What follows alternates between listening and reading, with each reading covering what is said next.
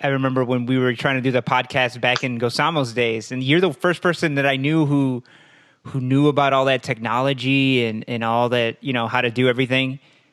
And it's weird. I mean, I guess at the time, I think about it, like I was so afraid, but I didn't try to show that I was afraid, so I just ended up ignoring things. But man, now that I'm doing this, I think like, man, it was like on it, 2013, 2014, you were telling me to do podcasting? Yeah, there was a bunch of stuff. I don't know, just being connected to technology and stuff like that early on, you kind of see trends that happen in tech and you're like, yeah, this is going to be a big deal in mainstream in a few years. That's crazy. How are you doing? How's everybody doing? Fantastic, man. I can't complain. Honestly, we're doing quite well considering all. You have a baby? Yeah, I've got a 1-year-old. Wow. She turned 1 last week. So it was quite awesome doing the Zoom birthday party and everything. But yeah, life is good. We're in Oakland, California. Describe to us how things are going in Oakland. Things are pretty good. So I don't know what you and I obviously haven't kept in touch in a little while, but so I work at Dropbox as an engineering manager now. You've been there for a while now, right? Yeah, coming up on 4 years soon. Before that, I was at Apple, which is the main reason I moved out to the Bay Area. And what were you doing? You were at Apple.com, right? You were doing their whole website, right? Yeah, I was one of the developers, engineers working whenever there's like a new iPhone or iPad or something like that. I was working on the site that allowed people to see all the cool stuff and buy it. You'll be really happy that I have an iPhone 11 and I'm talking to you on a Mac and you totally converted me. It was very much a dream come true, that job. For sure. And that's really what prompted us to move out here. But when we heard that you were going out there to work at Apple, we're like, all right, we're never going to see Abe again. He's a billionaire. It didn't quite work out all that much like that. But we're doing okay. Luckily, everything's great. But I think it was really interesting. I'm sure you kind of knew me back in the day. I was very much like a type A personality, and that's all Apple's filled with. So from that perspective, it's a pretty intense work environment. I was there for pretty much 3 years, and it really, the commute also added up because, we lived in San Francisco. We wanted to live in a good city. And the commute out, not like an hour and a half each way was added up to be quite a lot in addition to the stress and just, large amount of work. So I decided to find a company that was in San Francisco. Dropbox worked out, and then we eventually moved out to Oakland. And even now my commute's, when I did have a commute, my commute's like half an hour. So that's fantastic. Wow. That's crazy. I mean, let me start with the simplest question. How do you, you're from Mexico, right? You're just outside the capital, right? Yeah, just outside of Mexico City. I was born there. My mom moved to Chicago when I was like 4 or 5, and grew up in different parts of Chicago. So you don't remember anything really about Mexico? You might have flashes, right? Or do you remember a lot? Are you one of these people that remembers everything being breastfed and everything? A little bit, yeah. I mean, I remember because for a little while my mom moved up, and I lived with my grandparents. I lived with one of my aunts, and then once she saved up enough money and kind of went back and got me. Back in the day, things were a little bit easier in terms of like getting a tourist visa and stuff. And luckily she got like a work permit. You came in what, like 90 or something like that? Yeah, 89, 88, 89, I think. It was actually kind of funny. I'm like reliving all of my youth because I'm watching that, the Last Dance documentary on like the Bulls and like that whole era. Ooh, I want to see that. Okay. Yeah, I saw it. I saw it has Jordan and Pippen on it. Good. And like, I just remember when like Jordan was like first a thing. I remember when like Scottie Pippen was like first joined the team and stuff like that. Like I remember watching that stuff as like a little kid being just like so enamored with it. And I was like, holy crap, that's like a whole part of my childhood that like I barely remember, but I somehow can like map out when I knew these things. It's kind of fun. Yeah, I was living in Logan Square, and the two things I remember about that is that I remember I was in a little tiendita at the corner, right? And they had the TV on, and I remember Paxton hitting that 3. And then everybody just flooded out into the streets. Yep. And like we were scared. Like I was me, my brother, and my mom, and we were scared, and we had to walk home like a couple blocks. And we're like, yeah, she just told us, be really excited. She told us, be really excited. So we're like, fuck yeah. We're like little kids and shit. And another time I sprained my ankle on the 3-peat. I sprained my ankle somehow, and I had to go to St. Mary's, which is on Division in Western. And that was crazy because, people, cars were burning in the street. People were like throwing shit in the street, right? We go to the emergency room. There's people with their fucking head bleeding and everything. Jesus. And I just have I'm like 8 or something. I have like a little sprained ankle. I'm like, I can wait, bro. Yeah, but that was a special time. I mean, we're from Chicago, so we don't realize it. But like, man, Jordan, the fucking Bulls, and it was a special time. We were growing up in it, we thought that's always going to be the case. The Bulls are always going to be great. Mm-hmm. It lasted a surprisingly long time, so it's just pretty interesting. I mean, you still didn't answer how you got into. Wait, I guess I didn't ask it. How did you get into web design? I mean, here you're this Mexican kid, and you come to Chicago, now you're in web design. Let's see. It kind of really started in high school. I just kept playing around with computers and art school. If I was ditching one of my classes, it was either to be in the computer lab or the art kind of room. So between that, I decided to go to Columbia College to study design. But at the same time, I actually got like a job internship, somewhat like part-time job, working at like an IT place. And I was like, this web development thing's kind of a big deal. It was super early on. I think it was like 2003. And I just wanted to do it. I wanted to do digital design. I didn't want to do print design. I wanted to kind of I saw like the future of computers and stuff like that, where I was working, and I loved it. So kept going down that path. And once I graduated, I actually was offered a job at an advertising agency. I applied for like a design position, but they actually offered me like a web developer position. I was like, yeah, okay, I can figure that out. I mean, I've done plenty of code, some basic stuff, and made some websites. Yeah. So how do you get into code? Was that still in high school? That was late high school. Yeah. So how does that happen? I mean, I was into computers too, but I was more like, AIM and fucking, computer games and Rome, Total War, Civ and shit. But I didn't get into coding, I mean? How does that happen? Yeah, so was I. The specific thing I remember is like I was going to a church nearby, and somebody's like, "Oh yeah, we need to figure out this internet thing. If somebody knows how to make a website or something, please reach out." And I was like, "I don't know how to do that, but I can figure it out. I'm sure I can try to do something." So yeah, I figured out a way for them to I think they made their whatever their I don't even know what they call it, like the sermon or whatever they were going to do that day. In Microsoft Word, and then I figured out a way to export it and put it up on the website so that people can check it out before and after the service and stuff. So I helped them wire all that stuff up, and then I was like, "Oh, okay, this is pretty good." And I just kept doing it more and more. You kind of just start with the basics back then. I didn't really know what code was in a sense. You kind of just learn to copy and paste things together and how to export things, and all of a sudden, you start digging deeper and deeper.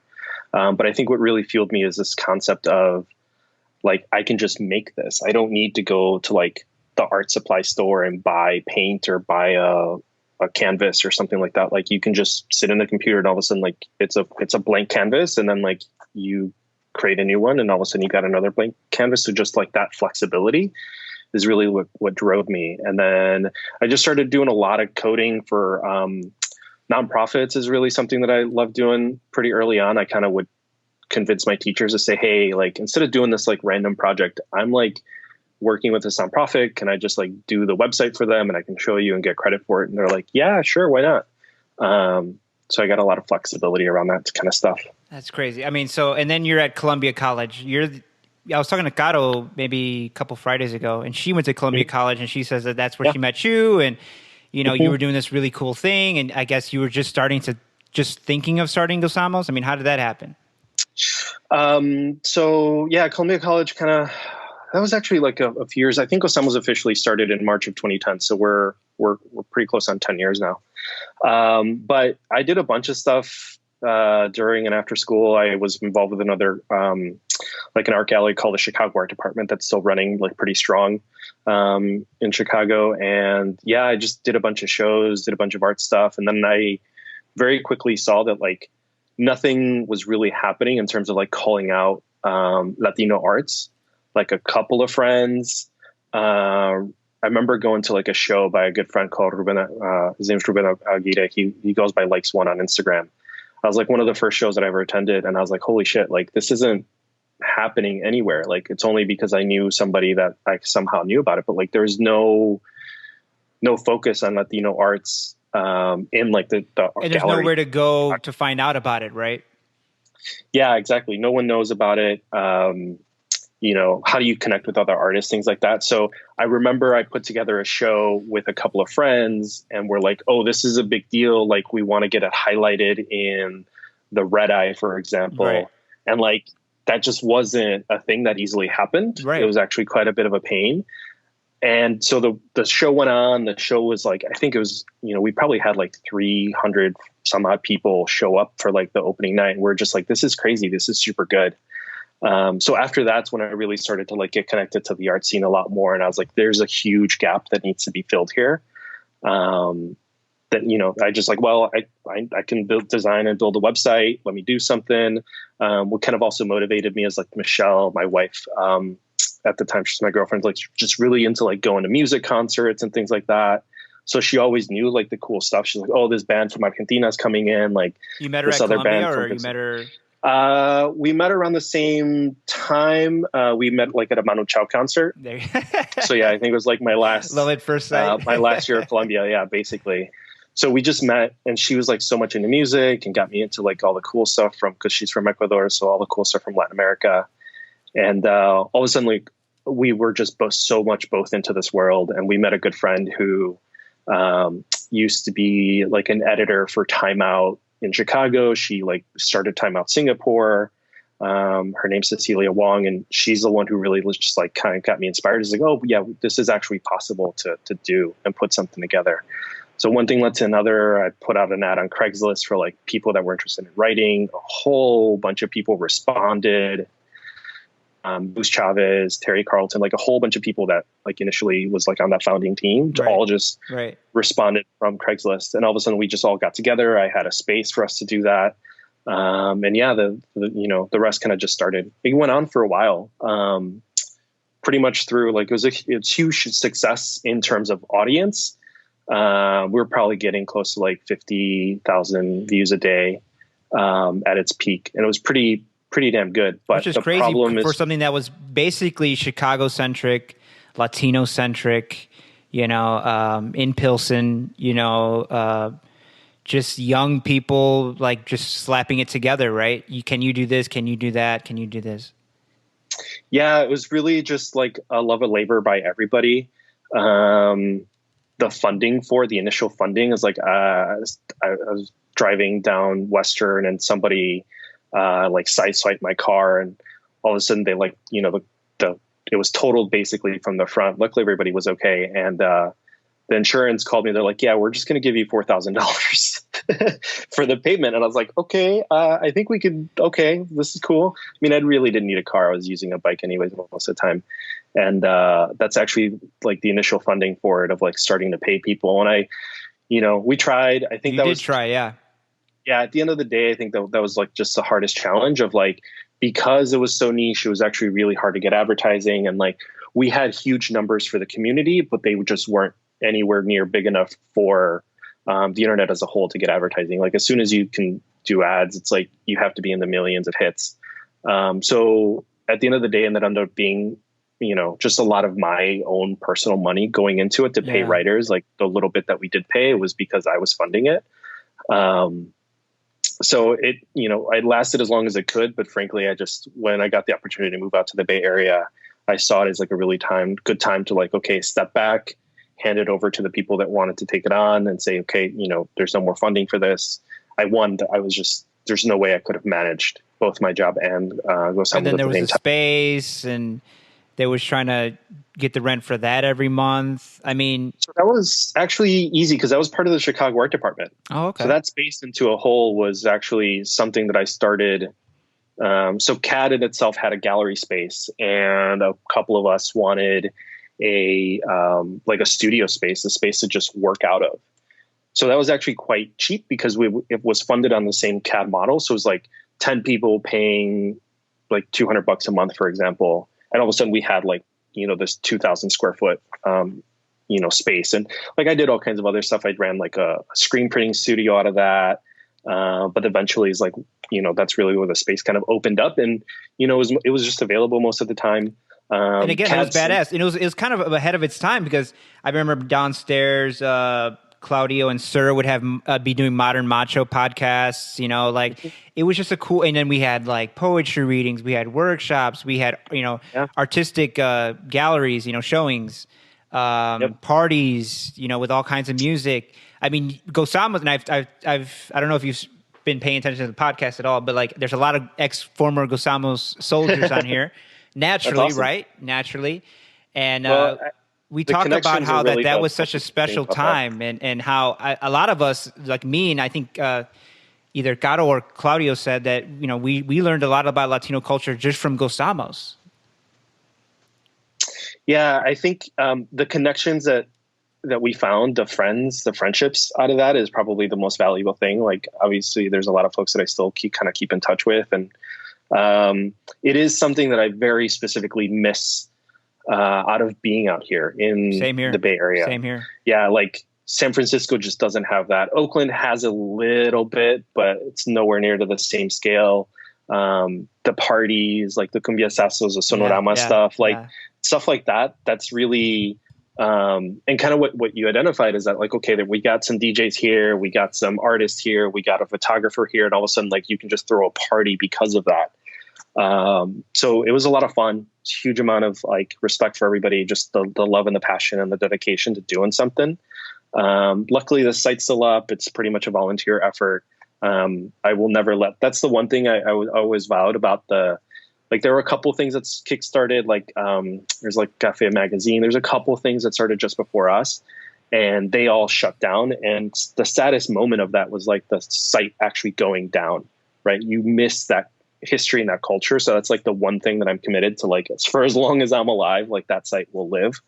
And all those archives will always be there. Yeah. Cause it's such it's journalism. It's recording, a people and a place and a time, and that, now that we're seeing how, art is, especially community art, is under threat everywhere. Right. And we could talk about that. We could talk, cause you're talking about how you were talking about how it was so niche that it was hard to find advertising, right? And I find the same thing with Enclave and even with this podcast, make it this, make it that, make it more generalized, but then that bores me, I want to do the niche thing. I'm just super interested in that.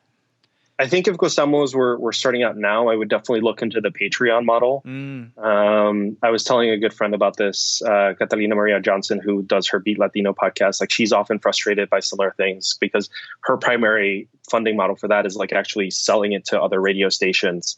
But I was like, you kind of just got to do I think what Gosamo should have been from the get-go was, one, a nonprofit organization. It essentially operated that way because it never made any money. Right. So I should have just like played into that a lot more and said, no, this is like something that's for love and culture, applied for the exemption and all that other stuff. But then also it would have enabled people to like become members and actually pay for it on their own. I think, like, now doing the math on it, even if you got, 200-300 people at like $5-10 a pop, like, you could easily fund, like, it easily would have paid for what we were paying and what we were doing kind of back then. So, the model into itself could have kept going for a lot longer. But I think, one, the mechanisms just weren't there in terms of like actually purchasing memberships and all this other stuff.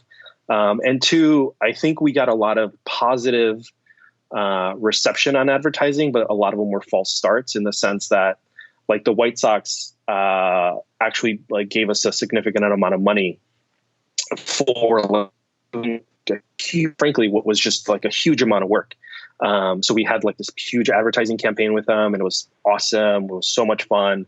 But at the end of the day, even though the money felt significant, there was no way that money would have actually supported, all of the people, all of the cost, all of the energy and effort to do that. We got some funding from like the Goodman Theater, from a couple places here and there, but at the end of the day, that just wasn't enough. So I think that in itself gave me a lot of false hope to keep going with the advertising model, when in hindsight, it should have never been that. It should have always been like a user supported model. Yeah. I think with Enclave, I agree. You're saying that now the super niche is actually a good business model, because you can just have Patreon and say, if you like this, thing. And the internet's so big, right, that there's a niche could be, a few, 10,000, 20,000, 30,000 people. Yep. 100,000 people. That's niche, right? Super niche. 100,000 people. Not even like you just need you really just need 1,000 you know what I mean? Like niche now is like, the internet's so big that niche is not a hindrance. And, exactly. And 1,000 people at $5 a month, like that's. Well, what do you even think of like? Cause I've been thinking about this, like that the whole idea of websites is over. Really, that people like we're into personalities. So like again, the person can have their own Patreon and say they do have like me. I have a website, I have a podcast, whatever. But you're not really you're supporting me. It's more like individualized with things like Patreon. Absolutely. Yeah, I think that's also the other thing is like, I never wanted to be the face of Gozamos. Yeah. Even when we did podcasts, I actually wrote very little. I did a lot of the maybe like the pitching. I did a lot of the back of office stuff. So I never really wanted to be the face of Gozamos. It was always a community effort. So that was always like the struggle of it, right? Because then I couldn't have said, this is for me, support me. Because frankly, I was lucky. I had a good job. Yeah. I had an okay salary, which is what allowed a lot of the funding of this. So it was never about me. It was always just about the community. But yeah, like, doing podcasts, doing Enclave, like there's all of a sudden the technology is there to do something like Patreon to just fully fund this. Yeah. Right. When that stuff just wasn't around back then. No, and but it's funny. Like I was just telling my wife the other day. Like I posted a picture of our backyard with the pool and everything, and it got some traction on Instagram. But I'm always posting like philosophical stuff, political stuff. And why is it that people like? And maybe you think this is way off, like coming out of left field, but maybe you'll see where I'm going. Why is it that it seems that people who stunt on social media have the bigger audience, have the more engagement? Like if you're stunning. Not if you're sharing like, art stuff or you're sharing like intellectual stuff or honest stuff. If you stunt or if you're like performing, peacocking, that gets a lot of traction. That gets a lot of engagement. Yeah. I think it's my mom. Every time I talk to my mom every day, she's like, oh my God, what's the weather today? And it's usually, 72 and blue skies. So, maybe you just got a lot of traction because you're like in a beautiful place with this great weather. I think everybody with the stay at home stuff, like, I'm incredibly lucky to have a back deck that I can hang out in and stuff like that. And even better that you've got a pool. That's just unheard of in Chicago. Yeah. So maybe that's also part of it. And it's talk about the guilt of like, I think maybe, especially as you're an immigrant, right? We're Latinos. We come from immigrant culture generally. That we know that a lot of Latinos are hurting. And a lot of Black people, a lot of poor people, a lot of people where we come from are hurting, right? People back in Mexico are hurting, people back in Honduras, people back in Puerto Rico. And we are generally okay, I don't know anybody affected who's got infected or anything like that. And there's a guilt of like, and, Boccaccio talks about this, and I think Camus talks about this, of like, you want to bleed with people and you feel that guilt that you're not bleeding with them. But then, how do you take that? You personally, how do you take that you're doing okay? It's interesting because, part of the reason I wanted to live in Oakland and a specific part that we do live in is because I wanted to be around Black and brown people. I live in Fruitvale. It's still surprisingly expensive considering, but at the same time, like parts of the neighborhood are rough. And Oakland's like where the Black Panthers are from, right? Isn't it? Yeah, exactly. And this part of Fruitvale, it's just like a lot of Guatemalan and Mexican immigrants, indigenous populations, things like that. That's where Tupac got hard. Radicalized too. Yeah, but at the same time, like you go a mile north of us, and all of a sudden you're in the Oakland Hills, and multi-million-dollar houses and everything. There's just a huge disparity. I'm again super fortunate to be in a situation where I'm like we're at home, we're hunkered down, but like I've got my daughter, so that's really what I'm kind of focusing on. But it's hard to even have an impact and effect, and trying to convince my grandma in Mexico to like actually stay home and like not go to the market or not go this or not go that. She's still like she's well into her 80s, and she's just like she's got to be out there. She's never been a homebody, and like stuff like this is hard for them. And how do you, other than in the news, how do you demonstrate that this is something that's urgent to them? It's actually quite hard because you're right. You don't know someone that has this directly, even though someone, I believe in our work, technically got have contracted the virus. Luckily, everything's fine. Like you don't, you're not in that situation. But it's hard. My mom's an essential worker. She works at a clinic, and she has to go to work every day in Chicago, and it's hard for her. So trying to, like, we feel that anxiety here and trying to convey that in Mexico, sometimes it's just not resonating because people got to work. People got to, go get food, pay the bills. They're not fortunate enough to only be able to go make a Costco run every 2-3 weeks. Like that's just not something, that's not the way you live in Mexico. And now I know even more people, and I think we're going to start, somebody told us about it, and now my wife and my stepdaughter, their eyes got big when they heard about it. They're like, just do Instacart, just do Instacart where everything comes to you, toilet paper and everything like that, which is super bougie, right? Which is super not what people back in, the rough parts of Logan Square are doing and Harlem Park are doing, Any news out of Mexico that your grandma tells you? I mean, I have people in Mexico who tell me like, they have no idea. They suspect that everybody has it because, the government's not labeling it. They're labeling it some kind of new flu, but everybody's like, no, that's coronavirus. Yeah, I mean, again, like there's some, secondhand things of like, some neighbor across the street. I believe they're the kid died and they didn't even get to see them. They immediately incinerated the body. Wow. So stuff like that's like super difficult. And Ecuador's bad, right? I mean, speaking of, in Ecuador, it's really bad. Like they're leaving dead bodies on the side of the street for like days. Yeah, that was pretty early on in Guayaquil, but luckily Michelle's family's and from there they're further up in the mountains, a little bit more remote. And but yeah, people are freaking out. I think that the challenge with places like in Ecuador and everything, like all of a sudden you have martial law, like you can't actually enforce stuff like this even here, right? You can't enforce people to necessarily like quote unquote stay at home in the same way that you can in a lot of these Latin American countries. So it's hard. And it's almost like a cultural thing, right? Like, I mean, American culture is what is making it hard for us to lock down because we're just not used to being told what to do. We're used to like, if we want to go to the mall, if we want to drive somewhere, we can go wherever we want. And, I mean, you see these lockdown protests. They had some in Cali, right? Sacramento. They have some everywhere.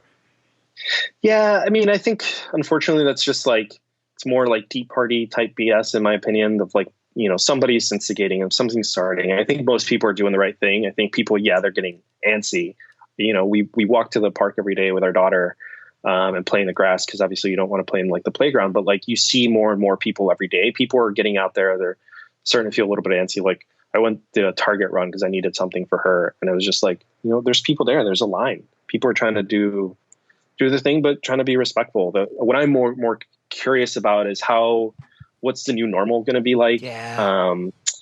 Restaurants, right? Like social distancing in restaurants is going to be next to impossible. A lot of those places are going to close down. And then what are hopefully some of the positive side effects? Obviously there's a bunch of great benefits in terms of the environment. Like there's certain parts of Oakland now that you just see these beautiful views of all these mountain ranges and stuff like that, like just you never saw before. I've seen pictures of LA. It looks like Denver, man. It's like crazy. Yeah. Hopefully there's a lot of positives from that perspective. And even just like, most companies don't need an office.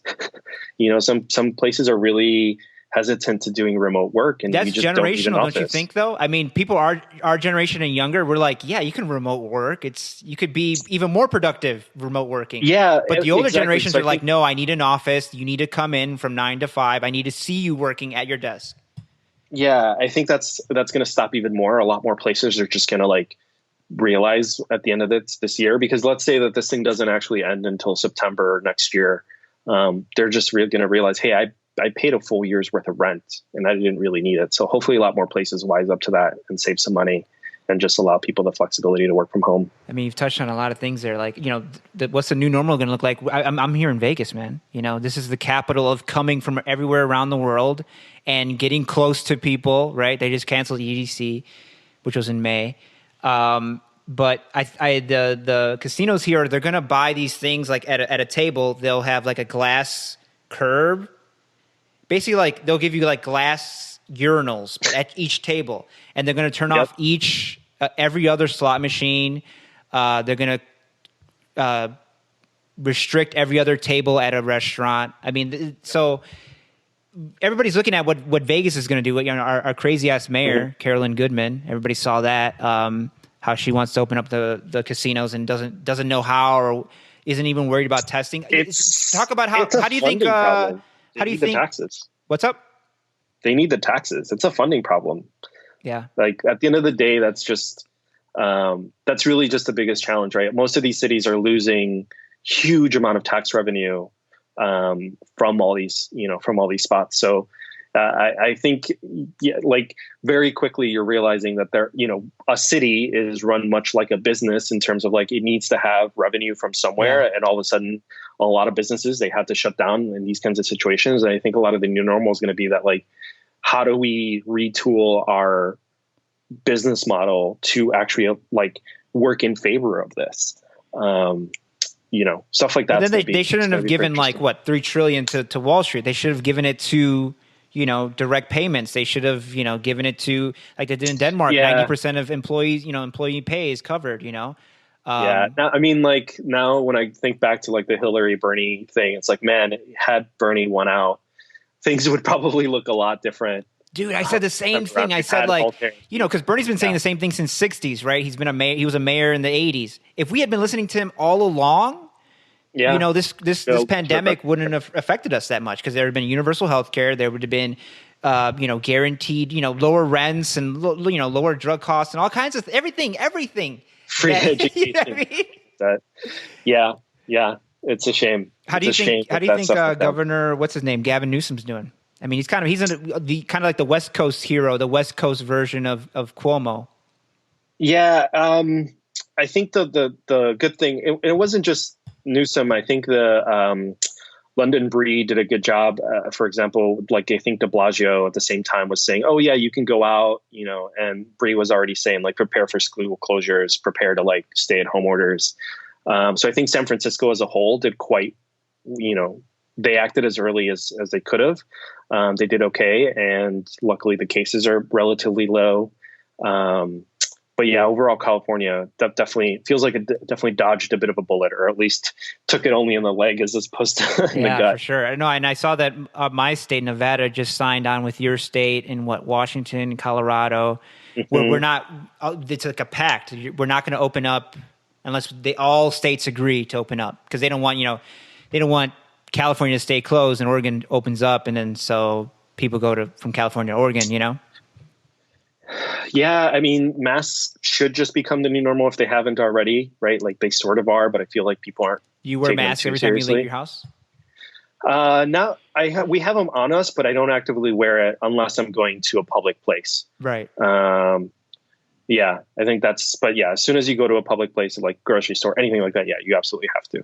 Yeah, I've seen people talk about bad about keeping parks open. We have a big park here called Sunset Park, and we went there on Sunday.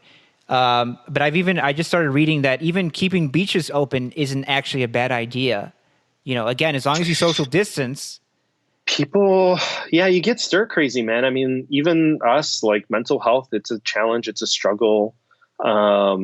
We were planning all this, some vacation time for around now to visit family, and like stuff like that just isn't happening. So you miss those connections. You miss travel people, a lot, right? I mean, I've seen you take we have pictures, post them on Instagram. We try to get out as much as we can. But even like just visiting some friends locally, like we just haven't seen them in forever. We'll try to do some FaceTime calls and stuff like that, but it's not the same. I think now more than ever, mental health is super critical. And if people can at least have the resources to go out to a park and walk around, take a look at some trees, like it can have some positive impact on you and de-stress a little bit. I feel bad for the generation younger than us, like who, especially if they're in their 20s. I know some people in their 20s, like, this is going to be, we're not going to be out of this thing fully, as far as social distancing goes, for what, 2, 3, 5 years? We don't know when the vaccine's coming. We don't know when an antibody test is coming. And so if you're 23, 24, this is your clubbing time. This is your music festival time. This is your travel time, right? No, I'm serious. Like bars. Yeah. I know how I spent my 20s. I know how you spent some of your 20s, because I was at some of those parties. And, now if you're in your 20s, you can't, and they were already social distancing as it was, this generation, this younger generation. But yeah, like think about it. They were born right around 9/11. They came up in the recession, then Trump, now this pandemic. I mean, and they're not even 18, 20 yet, imagine. Yeah, I mean, hopefully people in their 20s are just going to appreciate nature. They're going to live off grid. They're going to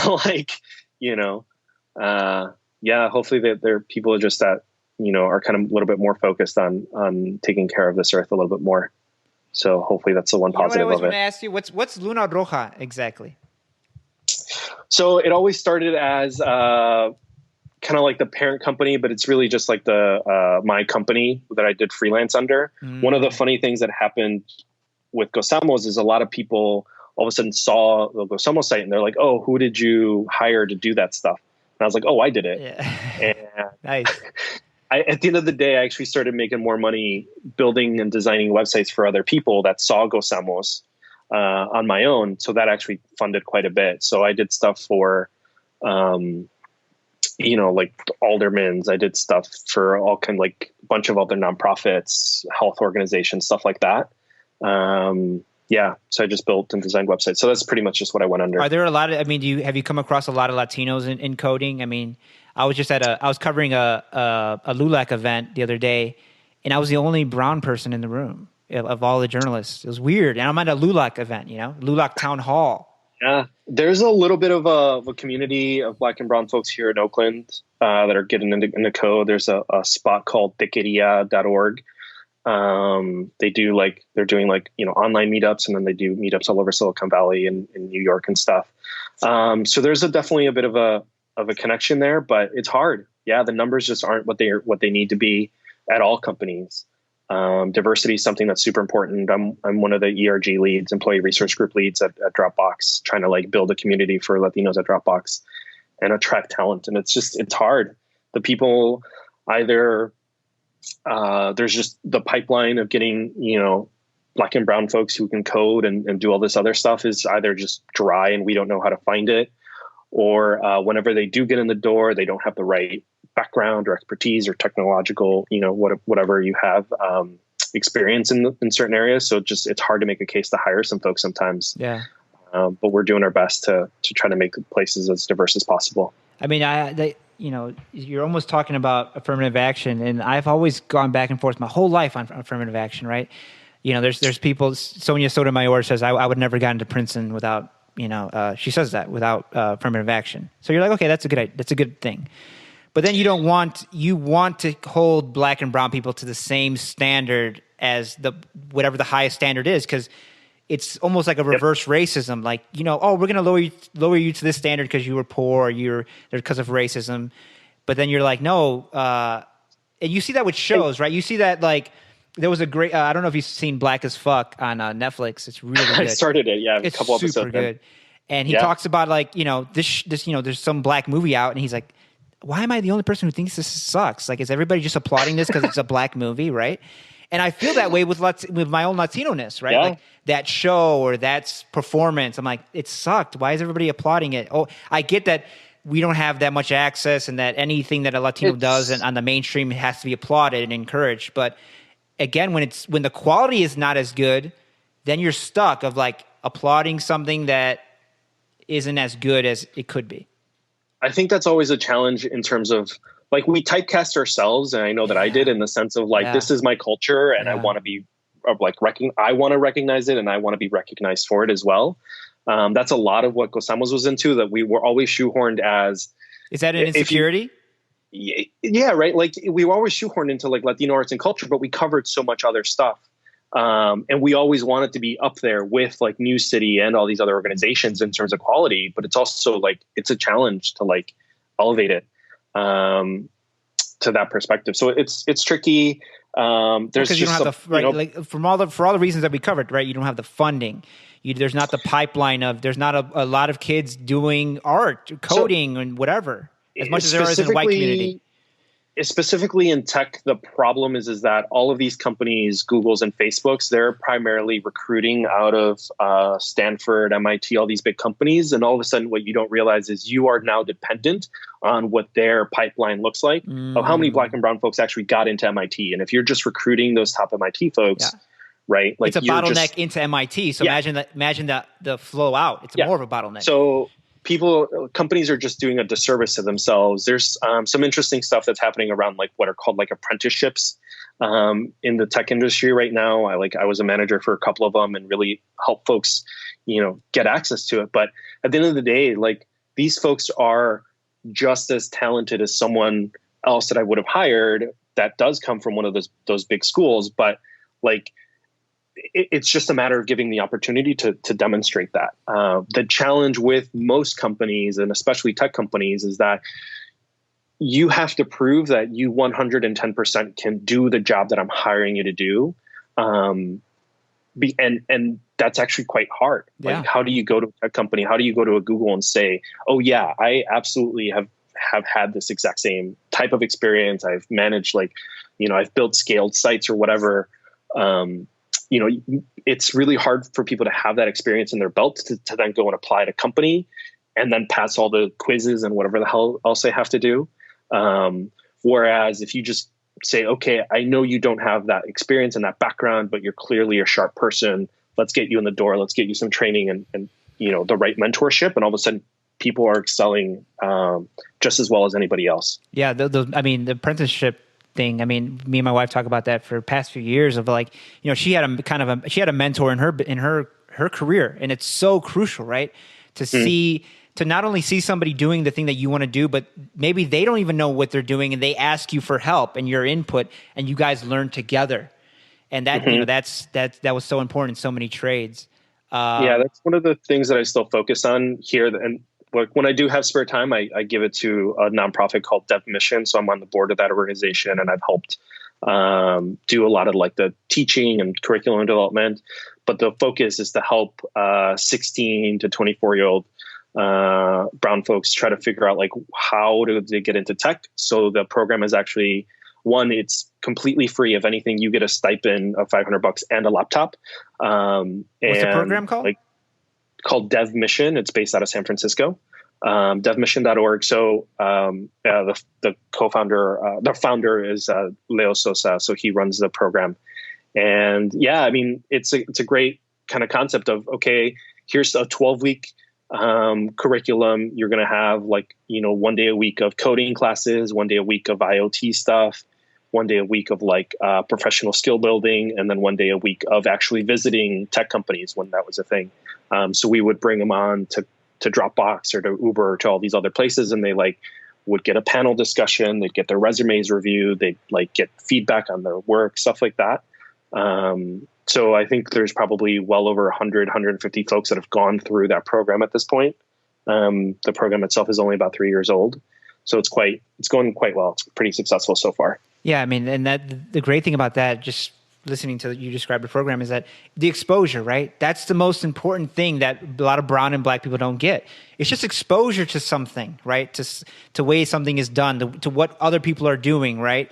Because white people tend to pick other white people, right? It's not about racism. It's just, there's people pick who they're more comfortable with, right? Yeah. And it's almost like we're trying to be the best basketball player without ever stepping foot on a court or being around other basketball players, right? And that's the other reason why I go back and forth on affirmative action, because it's like you said, to get to that level is hard. White, black, whatever, rich, poor, whatever, it's hard. So then it's even harder if you are black or brown and poor. So it's like, at the end of the day, I don't agree with affirmative action. I think it's flawed. I think there's flaws in it that hurt everybody. There's benefits, but it hurts everybody in the end. I think what you need to do is something like what you're saying, right? You need to just start at the youngest level, right? 5, create the exposure there, right? Create, what you said, 18 to 24, that exposure there, don't try to correct it later on by giving somebody a boost when they're 30 or something, Yeah, I think what this program is specifically trying to do is actually catch folks that are going to city college or out of high school and don't necessarily know what to do. We're trying to make sure that they don't fall through the cracks and give them a space to learn something and to then like say, oh, actually, I can't go to SF State for a CS degree or go somewhere else for that. So that's where we're trying to find it. But I think that fundamentally the problem is just the lack of education, the lack of like obviously now with the daughter, I'm looking into like schools in Oakland, and it's like we've got some okay elementary schools, okay middle schools, but a lot of the high schools are just terrible. Yeah. And it's like that's where I learned everything that I know about computers. It's that's where you get excited age. about something. Yeah, and it's really tricky to figure that out. Like Berkeley's got doing okay, but that's largely because it's a white, much more affluent kind of community. Same thing with like Piedmont around here. So Oakland itself, it's like, what are the good public high schools that someone who's black or brown can go to and get access to some of this stuff? Yeah, it's unheard of, and it doesn't make sense, right? We're across the bay from Stanford, right? I mean, but from the mecca of all of this stuff. And then then the word systemic comes up, right? That there's a system that. But yeah, exactly. Why aren't they putting those schools, those technical high schools in Oakland, right? I mean, they want diversity. Why not have a farm there, right? You can have a Silicon Valley farm there in Oakland. But they don't put it there. Yep. Yeah, even Google has like a coding kind of boot camp-ish program for high school students. They opened it up here in Fruitvale, and it's just like, I don't know, like I don't like good start, I guess, but it's just nowhere near enough. Like they just need to be funding all these high schools. If they just, figured out a way to work with Oakland or work with all these places and actually fund high schools and give them like the right technical opportunities to develop those skills at that age. Cause I learned to code when I was 15, 16, like the very basics. When I talk to friends that are also Latino that like learned to code when they were 12 and 13, they're just, they're right. They always have been and always will be a notch above me, right? Because they just picked it up at that much earlier. So yeah, makes a big difference. But that's to me, that's a lot of where the flaw is this. Yeah, you're right. The systemic education system. That's what I say about racism. Yeah. Like just on the education, I think for me, the education system is the foundation of everything that's good or bad in a society. And so when you add racism to that system, it's like you're wasting so much human potential, not only in tech, right? But in everything, music, every kind of ability. Yep. There are flowers aren't allowed to grow, because they're not watered, they're not put in the right soil. You're just choosing which flowers grow, and you're just handicapping the ability and the greatness of not only America, right? If you're Republican, but it's the world, humanity. We're trying to get to fucking Mars, and the more we invest in our education system, nationwide, that ups our chances that somebody's going to cure cancer, somebody's going to find a way for us to live on Mars, right? If you're just limiting it to certain pockets of the country, then you're lowering your chances for success. Yeah, 100%. So, what would you say to a brown kid, who wants to get into coding or get into tech? I mean, how do you start? They're 14, 13. Man, hopefully find a program like DevMission or somewhere else, but DevMission.org, it's kind of a mixed bag. Yeah, DevMission.org. Hopefully find a program. If you can't directly fit into our program, we can find others that do, because there's programs like ours nationwide.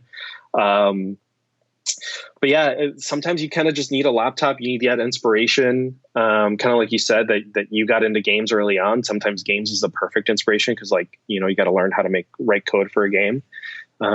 So do what you love, and hopefully you kind of get into some code and play around with some stuff. But it's a great way for folks to lift themselves up. The few folks that have gone through the program, they're now making 6-figure salaries. I'm pretty damn happy for those people, right? They worked their butts off. They did a good job, and they landed pretty good gigs. I was reading about how now the whole thing is if you're into tech in high school, you want to get into Stanford, right? And you're not even looking to graduate from Stanford. You're going to get picked up in your second year by some venture capitalist because you have some idea or you've shown that you can code or something, and then they just pick you up. You're not even wanting to hire from Stanford, and then they hire you right out of Stanford sophomore year, and you're a millionaire. Yeah, I mean, that can happen. It's a little bit trickier than it sounds, but that happens a lot. Did I make it sound like it was easy? No, I mean, you're talking to somebody who I don't even know what the fuck coding is. I get that it's, it sounds like to me like the Matrix, when that's how I read coding, just how you read that Matrix code. At the end of the day, I think, code into itself is, in my opinion, should have been treated the way that most blue collar jobs have been treated of. Yeah, is it hard? Is it easy? Is it how? It requires a lot of. You're good. Requires a lot of thoughtfulness and dedication to want to achieve something, to want to get something out the door. But just that inspiration of like once you actually build something and get it out the door, it's quite rewarding, and that kind of fuels that fire. So it's not hard in that sense. You just have to know where to start. Luckily, there's a bunch of great resources online. For people to kind of jump into. The way that I remember, taking woodshop class, in high school, similar, like we just need, instead of folks focusing into construction or focusing into like car repair, things like that, they just need to focus into coding, as like the next blue collar job. Cause we just, as like the whole Apple, Google, contact tracing like application, like we're going to depend on technology so much more, and we need a lot more coders. The more people that can write some code in this country, the better off we're going to be in the long run. I mean, and I guess we'll end on this. I mean, when do you think this thing's going to be over? I've asked everybody that. I think it's now end of June is the consensus I'm getting, but what do you think? Things will start to feel more normal next year, I think. Next year? I saw that Facebook, they put a ban on like gatherings at their campus till next year, right? Next summer. I don't know the exact dates, but plenty of other companies have announced at least until the fall. So, do with that what you will. Like I said, I don't, if I never have to go into an office again, I'm going to be sad about it, but it's also like, that's probably better. Yeah. Right. I miss people. I miss talking to people, but at the same time, like I can do my job remotely. So yeah. Do you think you got it at all? Because I think I got it in March. I talked to people. Some people think they had it in December. You've been good the whole time? Yeah. Luckily, you catch all of a sudden, you got something in your throat for a couple of days and you freak out. But go to WebMD. Yeah. I think everything's going to be okay. You worry a lot about people in Mexico because all of a sudden, like my cousin and then her sister and then my other cousin, like you start to see these things. Wait, you don't have a fever? Do you have a fever? Like you start freaking out about that. And you just got to take care of folks that are more at risk. And, and in some terrible sense, it's probably better that we all get it. There are reports of like folks in California having a much higher percentage than we actually thought, which is probably good. It's really other than a vaccine, it's probably the only way it's going to happen. I just think my biggest fear is that, this is what technically, the third or fourth, like pretty big outbreak in the past 10 years or so. So we're going to have a lot more. The big one, the other big one that we're waiting for is, it's not exactly the flu-like pandemic that they were expecting. Yep. It's actually not as bad. Different. And so, if you can get the vaccine or if you can get it and not die from it, you're just, because we're fucking up the planet, right? So we're fucking up the planet. So we're stirring up shit that's coming to kill us either way, right? It's either we're gonna drown to death if you're in California. How high are you in Oakland? Are you safe from the rising waters? No, we're not 35 feet above sea level. That's about it. Wow. But yeah, like it's, times are tough in this world, and hopefully. How are you staying sane? How are you staying happy? How are you staying? My baby, my wife, like I said, we're pretty lucky that we've got a little deck. She's got a little slide and a swing set, stuff like that makes a huge difference. Hopefully when she grows up, she'll never even know this happened. That'd be crazy. Hopefully, there'll just be a seasonal coronavirus vaccine that'll cover a whole bunch of, them and help us kind of keep this thing low in later. But I think the biggest fear is like, hugs and giving people kisses on the cheek and saying hi and being affectionate to other folks. Like, sadly, that's just going to stop, and it has to. It should have stopped a long time ago. So, yeah, well, tell everybody you're kind of leaving us on a dystopian prediction. Yeah, it's we got to become Tokyo, to right? Stuff, right? Yeah, we've got to adapt to this stuff. I don't think it's that big of a deal in the sense of like things are going to change. Like so many things changed from the 1908 pandemic in terms of how medicine is practiced. Like we're going to learn a lot of good things, and we're going to learn like, oh shit, actually we probably should have been doing this way for a while. So it's just, again, I think we really need to look at what is the new normal and figure out the positives, and really lean into those. Yeah, that's the saddest thing, I think, is just the death of like what used to be the world we used to know. But everything will be okay. Things will be different. Yeah. But, and hopefully, I do think there's going to be some positives. I think we had our head up our ass. I think we were into material goods and stuff like that before, and now we're just like, you know what? It's just friends. It's just being able to get together and laugh and just go outside and look at the trees and stuff. That's bringing us down. It humbled us. Absolutely. Tell people how they can find you, man. I guess I'm on Twitter as Luna Roja, specifically. Yeah. Instagram as well, if you want to take a look at some shots of some travels and stuff. Luna Roja as well. Yeah, pretty straightforward. And what was that program? The dev what? Devmission.org. Devmission.org. Man, good talking to you, man. It's good to see you. Good to see you as well. Good luck. Congratulations on the fatherhood. Yeah, thank you. I appreciate it. This was fantastic. Anytime, just let me know. All right, man. Take it easy. Peace. Yeah, bye.